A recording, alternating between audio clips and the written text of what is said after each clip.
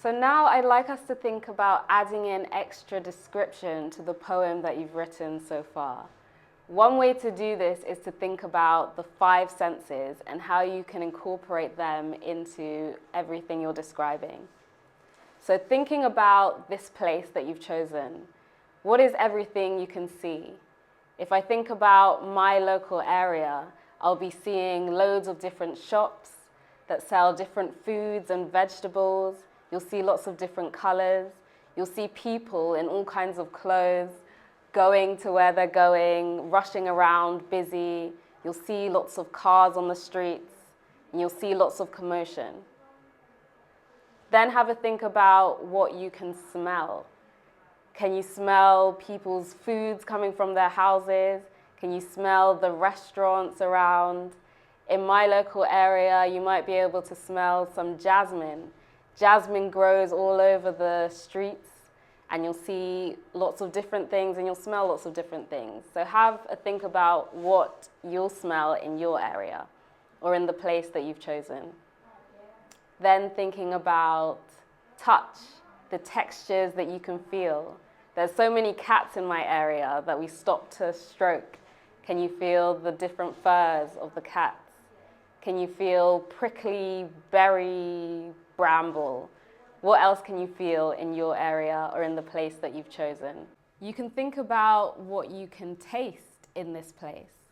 So maybe there's certain foods that you eat in a certain area or in a certain country or city. What are those foods and what can you taste? Sometimes smells turn into tastes. If there's a really bad smell, you might feel it in your mouth and be able to taste it. So what are those smells and tastes that you can feel in this place that you've chosen? And finally, what can you hear in this place? In my local area, you'll hear mothers shouting for their kids to come inside. You'll hear the zooming cars rushing around. You'll hear pigeons singing at night and in the morning. You'll hear all sorts of things. So what can you hear in the place that you've chosen? Another way to add in some extra description is by using similes and metaphors. So I'm sure you've heard of similes and metaphors before.